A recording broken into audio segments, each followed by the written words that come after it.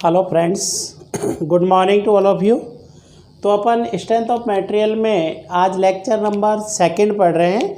अपन ने first lecture में stress क्या होता है, स्ट्रेन क्या होती है, स्ट्रेस की यूनिट क्या है, स्ट्रेन की यूनिट क्या है, ये सब अपन ने यहाँ पर फर्स्ट लेक्चर में पढ़ लिया था। तो अब आगे अपन बात करते हैं। जब अपन स्ट्रेस और इसमें पढ़ रहे थे तो सबसे पहले तो मैंने जब कल स्ट्रेन देखा था तो स्ट्रेन में मैंने आपको बता दिया था, क्योंकि स्ट्रेन पे अपन ने छोड़ा था। तो ये कहता है स्ट्रेन जो है ये 2 तरह की होती है, मतलब 2 प्रकार से इसको क्लासिफाइड कर सकते हैं। कौन कौन सी? फर्स्ट ये आपसे कहता है, ये कहता है लीनियर स्ट्रेन बोलो या लॉन्गिट्यूडनल स्ट्रेन, लीनियर या लॉन्गिट्यूडनल स्ट्रेन, या कहो एक्सियल स्ट्रेन। अब लीनियर, लॉन्गिट्यूडनल या एक्सियल का मतलब क्या है? ये कहता है कि अपन जब इसके ऊपर लोड लगा रहे हैं तो आपने देखा कि मान लो मैं इस बॉडी को खींच रहा हूँ, ये मैं इस बॉडी को खींच रहा हूँ, ये मेरा कोई एक बॉडी है और मैंने इसको लोड लगा के टेंस करना चाहा, खींचना चाहा, मैं पी पुल लगा कर इसको खींच रहा हूँ। या मैं कहता हूँ कि ये जो बॉडी है इसको मैं कंप्रेस कर रहा हूँ। तो एक तरह से चेंज इन डायमेंशन, मान लो 1000 से 1100 हो गई, क्योंकि स्ट्रेन यही तो था, change in dimension upon original dimension, इसी का तो रेशो था भाई ये। तो अपन ने देखा कि जब मैं इसको लीनियर स्ट्रेन देख रहा हूँ, मतलब बिल्कुल बॉडी की अक्ष की डायरेक्शन में जब आप फोर्स लगा रहे, तो अपन ने देखा कि मैं खींचूँ या दबाऊँ, अगर खींच रहा हूँ तो लंबाई बढ़ेगी और अगर दबा रहा हूँ तो लंबाई क्या होगी? कम आपकी हो रही है। तो मतलब या तो आपका लंबाई बढ़ रही है या लंबाई कम हो रही है। तो अपन ने देखा कि जो लीनियर स्ट्रेन होती है, जो लीनियर स्ट्रेन होगी, यह आपका क्या क्या होगा? Change in dimension. कौन सी डायमेंशन चेंज हो रही है भैया? आपका जब खींच रहे हैं, दबा रहे हैं, तो आपका क्या चेंज हो रही है? लेंथ चेंज हो रही है। तो आप कहोगे change in length upon original length, change in length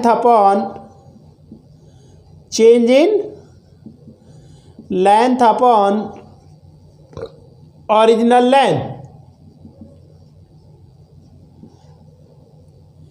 तो एक तरह से डेल्टा एल अपॉन एल आपका लीनियर स्ट्रेन हो गई।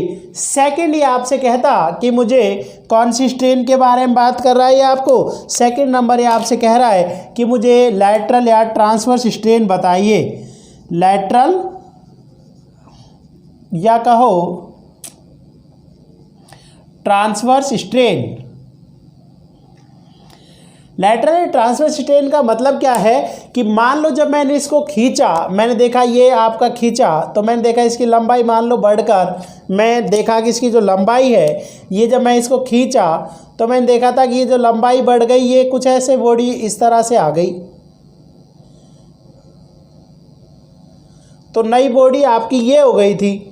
तो अपन देख लेते चेंज इन लेंथ, ये और ये कितनी बड़ी है आपको? Change in length upon original length का रेशो ये हो गया था। या मैं ये कह रहा हूँ जब मैंने इसको कंप्रेस किया तो दबाया तो इसकी लंबाई क्या हो गई थी? कम हो गई थी।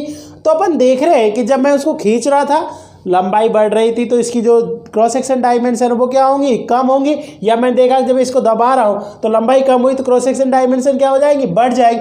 मतलब एक तरह से दोनों तरफ इफेक्ट आता है। अगर लंबाई बढ़ रही है तो क्रॉस सेक्शन डायमेंशन कम होंगी, और अगर लंबाई कम हो रही है इस केस में तो अपन देखेंगे क्रॉस सेक्शन डायमेंशन बढ़ जाएंगे। तो ये आपका क्या होगा? लेटरल स्ट्रेन या ट्रांसवर्स स्ट्रेन। देखूँ मैं देखता हूँ फॉर सर्कुलर सेक्शन, अगर मैं देखना चाहूँ फॉर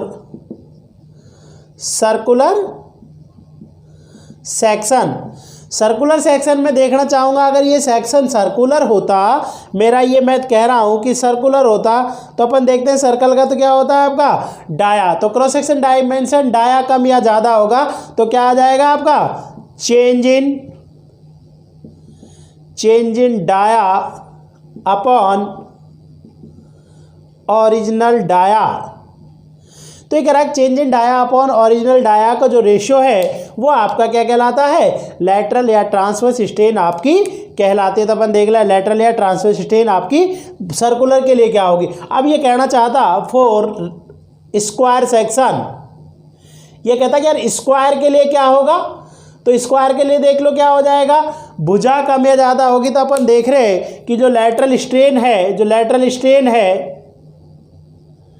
क्या होगी भाई, चेंज इन साइड अपॉन क्या है, ओरिजिनल साइड। तो change in side upon original side का रेशो आपका हो जाएगा। थर्ड मैंने देखा किसके लिए आपका, ये कहे फॉर रेक्टेंगल बॉडी। तो मैं देख रहा हूं कि रेक्टेंगल बॉडी में देखूंगा तो दो डायमेंशन थी, एक तो विड्थ वाली थी और एक कौन सी थी आपका, एक मैं देख रहा हूं डेप्थ वाली थी। तो लैटरल स्ट्रेन दो होंगी आपका, एक तो कौन कौन सी होगी, change in width upon original width, और दूसरी क्या हो जाए, मतलब एक तरह से डेल्टा बी अपॉन बी। और दूसरी क्या हो जाएगी भाई, दूसरी क्या हो जाएगी बताएं जरा, दूसरी क्या हो जाएगी आपकी, change in depth upon original depth. क्या हो जाएगी भाई, change in depth upon original depth, change in depth upon original depth का रेशो आपका हो जाएगा। तो अपन ने देख लिया एक तरह से डेल्टा डी अपॉन डी का रेशो आपका हो गया। तो अपन देख लिया कि आपका जब यहाँ देख लिया था चेंज इन डाया, ये चेंज इन डाया पर, तो इस तरह से मैंने स्ट्रेन देख लिया था। स्ट्रेन दो तरह की हो गई थी और फिर इनके बारे में अपन ने आगे देख लिया कि जो स्ट्रेन है वो आपका किस तरह से लेटरल क्या होगी, लॉन्गिट्यूडिनल आपकी क्या होगी, लीनियर आपका क्या होना है। अब ये कहता है कई बार जैसे मेरे को आगे पॉइजन रेशो आपका एक टर्म्स आती है, ये उम्मीद करता हूँ आपने लिख लिया होगा। आगे बात करता हूँ मैं पॉइजन रेशो क्या होता है। ये आपसे कहता है पॉइजन रेशो क्या होगा, तो ये कहता है पॉइजन रेशो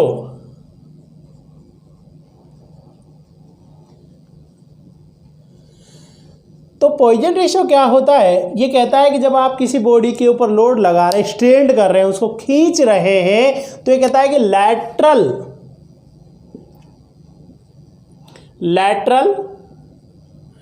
स्ट्रेन अपॉन कौन सा, लीनियर स्ट्रेन का जो रेशो होगा वो आपका क्या कहलाता है, पॉइजन रेशो आपका कहलाता है। तो ये जो है पॉइजन रेशो आपका हो जाता है भाई। पॉइजन रेशो आपका lateral strain upon linear strain आपका यहाँ पर होता है। तो आपका लैटरल की जगह ट्रांसवर्स स्ट्रेन बोल सकता था, ट्रांसवर्स स्ट्रेन अपॉन नीचे एक्सियल बढ़ा सकता था भाई, transverse strain upon axial strain आपका हो जाएगा। अब कुछ वैल्यूज आप पॉइजन रेशो की देख सकते हैं। ज़्यादा जो है आपसे कई बार कंपटीशन वगैरह में पूछ लेता है, इसलिए मैं आपको लिख देता हूँ, लिखना चाहो तो serial number, materials, Poisson ratio,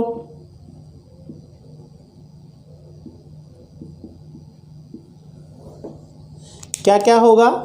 सबसे पहले कहता है ये नंबर 1, ये आपसे कहता है ह्यूमन टिश्यूज, जो मानव खाल होती है,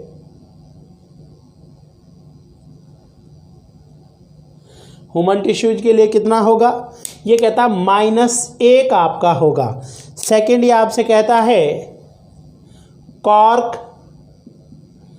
कॉर्क एक मटेरियल होता है जो कॉर्क फ्लोरिंग बनाने के लिए भी आपका यूज में लाया जाता है। आपका पाइन ट्री वगैरह से इसको प्राप्त किया जाता है, इसका जो है 0 होगा। थर्ड ये आपसे कहता है कंक्रीट के लिए जो है 0.10 से 0.20 आपका होता है। कंक्रीट के लिए जो पॉइजन रेशो होगा वो 0.10 to 20 के बीच में आपका होता है। फोर्थ नंबर ये कहता है माइल्ड स्टील, या मैं कह लूँ पहले कास्ट आयरन। कास्ट आयरन के लिए जो वैल्यू होगी ये कहता है 0.20 से 0.30। नेक्स्ट ये आपसे कहता है माइल्ड स्टील,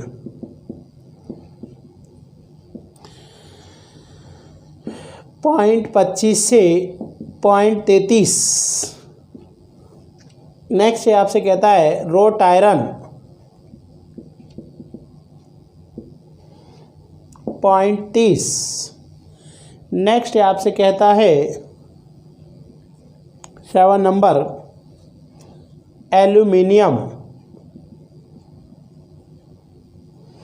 0.33।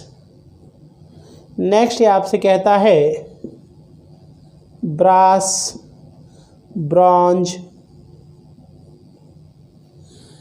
0.34।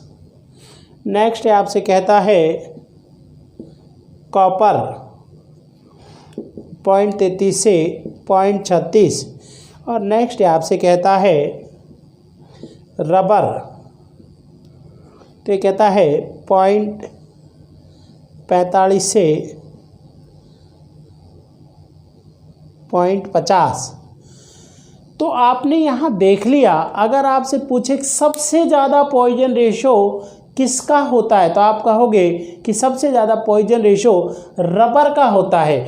या आप कहोगे कि सबसे कम जो पॉइजन रेशो है वो किसका होता है तो आप कहोगे ह्यूमन टिश्यूज का होता है। तो जनरली जो है, जनरली अगर मैंने देखा,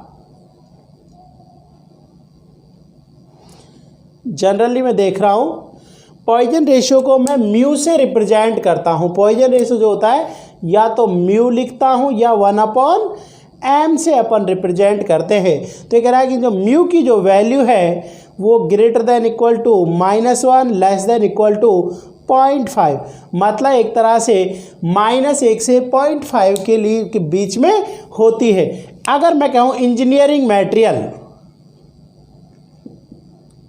तो अपन देखेंगे कि इंजीनियरिंग मटेरियल में ह्यूमन टिश्यूज नहीं आता है, आपका मानव खाल इंजीनियरिंग मटेरियल नहीं है। अगर इंजीनियरिंग मटेरियल वर्ड बोल दिया तो mu greater than equal to 0 less than equal to 0.5 आपका हो जाएगा। तो मैंने ये देख लिया कि जो मेरी वैल्यू है पॉइजन रेशो की वो आप कितना लेते हैं या किस तरह से वैल्यू अपन चेक कर सकते हैं। तो ये मेरी बात होगी किसके बारे में, पॉइजन रेशो के बारे में आपकी बात हो जाती है।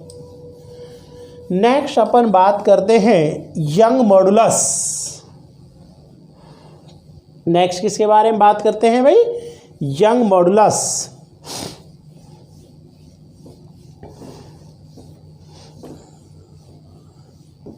यंग मॉडुलस को समझने से पहले मुझे हुक्स लॉ समझना पड़ेगा। हुक्स लॉ क्या कहता है, हुक्स लॉ ये कह रहा, हुक्स ने एक लॉ दिया कि जब किसी बॉडी को स्ट्रेन करते हैं, जब किसी बॉडी पर लोड लगाते हैं तो एक ऐसी लिमिट जहाँ तक स्ट्रेस डायरेक्टली स्ट्रेन के प्रोपोर्शनल रहती है, लिमिट ऑफ प्रोपोर्शनलिटी कहलाती है। या ये कहे कि कोई बॉडी अगर आप जो है मान लो आप स्ट्रेन कर रहे हो तो उसमें stress directly proportional to strain होनी चाहिए। कह रहा हुक्स के लॉ के अनुसार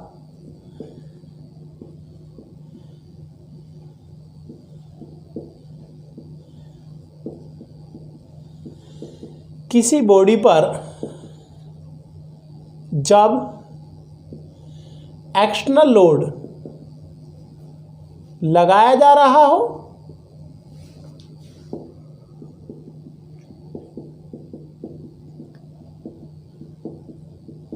तो स्ट्रेस स्ट्रेन के सीधे समानुपाती होनी चाहिए।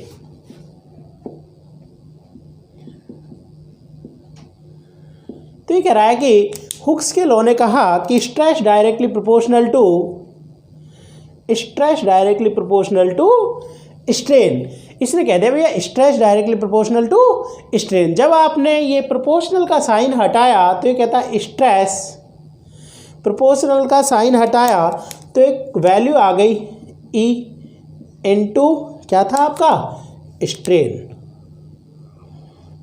तो कह रहा ई बराबर क्या हो जाएगा स्ट्रेस अपॉन स्ट्रेन, या ये कहो स्ट्रेस कौन सी वाली stress, direct stress upon direct strain. अब डायरेक्ट स्ट्रेस कौन सी हो सकती है, tensile stress upon tensile strain, compressive stress upon compressive strain. तो आपको इसको कैसे भी लिख सकते थे, डायरेक्ट के दोनों टाइप थे, डायरेक्ट मुझे पता ही था कौन कौन सी थी आपकी, टेंसाइल और कंप्रेसिव। तो टेंसाइल चाहे तो ऐसे बोल लेते कि tensile stress upon tensile strain या compressive stress upon compressive strain का जो रेशो है वो आपका यंग मॉडुलस कहलाता है। माइल्ड स्टील के लिए, माइल्ड स्टील जो है इसका जो यंग मॉडुलस है वो 200 GPa लिया जाता है। 200 GPa, GPa क्या है, गैगा पास्कल। GPa की फुल फॉर्म क्या होती है भाई, गैगा पास्कल। 1 GPa जो है ये 10⁻³ न्यूटन पर mm स्क्वायर के बराबर होता है। तो इसको कैसे लिख सकते थे, ES बराबर 200 × 10⁻³ न्यूटन पर mm स्क्वायर। तो मैंने देख लिया कि ये हुक्स का लॉ आपका क्या होता है वो अपन ने यहाँ पर पढ़ लिया है। आगे अपन बात करते हैं कि ये तो हुक्स के लॉ के बारे में बात हो गई भाई। अब आगे अपन बात करते हैं कि भाई मेरा मॉडुलस ऑफ रिजिडिटी क्या होता है, मतलब शियर मॉडुलस जिसको बोलते हैं अपन। नेक्स्ट बात करता है ये shear modulus, shear modulus, shear modulus, या क्या कहो इसको, शियर मॉडुलस को मॉडुलस ऑफ रिजिडिटी भी बोल सकते हैं।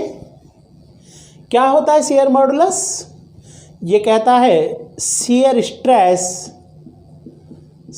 Stress upon shear strain.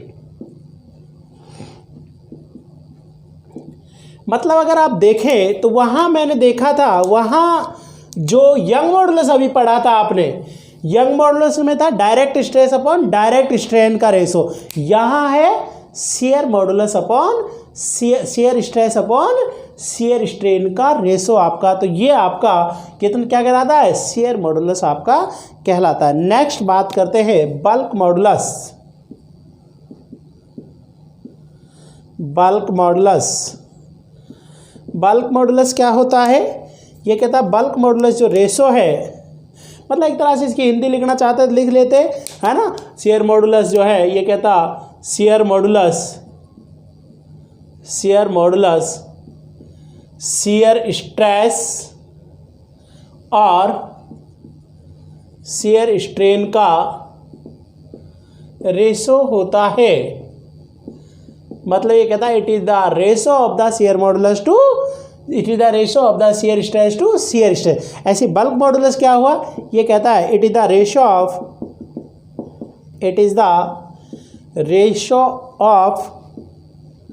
Direct stress to volumetric strain,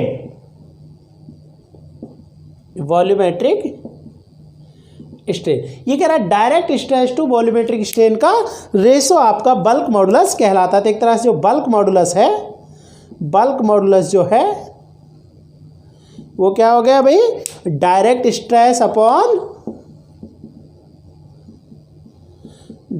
stress upon volumetric strain. अब वॉल्यूमेट्रिक स्ट्रेन क्या होती है अगर आप देखना चाहें तो यहाँ ये कहता है भाई वॉल्यूमेट्रिक स्ट्रेन क्या होती है। एक तरह से मैं यहाँ लिख लूँ वॉल्यूमेट्रिक स्ट्रेन क्या होती है, मैं ऊपर लिख देता हूँ। ये कह रहा जो वॉल्यूमेट्रिक स्ट्रेन है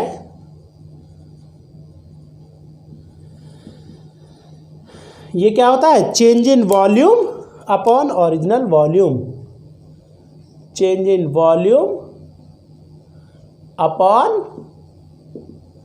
ओरिजिनल वॉल्यूम। मतलब जो एप्सिलॉन वी है वो change in volume delta v upon v का रेशो आपका होता है। तो एक तरह से बल्क मॉडुलस जो है डायरेक्ट स्ट्रेस क्या होती है, सिग्मा होती है, volumetric delta v upon v आपका हो गया। तो ये कुछ टर्म्स थी जो अपन ने इस चैप्टर में सीखा कि भाई कौन सी टर्म्स क्या होती है। अपन ने इसमें सीखा था स्ट्रेन कितने प्रकार के होते हैं, स्ट्रेन के बारे में अपनी डिस्कस हुई। फिर अपन ने देखा पॉइजन रेशियो क्या होता है, उनकी वैल्यूज क्या होती है। फिर मैंने हुक्स लॉ देखा, फिर मैंने शियर मॉडुलस देखा, फिर मैंने बल्क मॉडुलस देखा। तो आज इन सब चीज़ों के बारे में अपन ने चर्चा कर ली है। Thank you.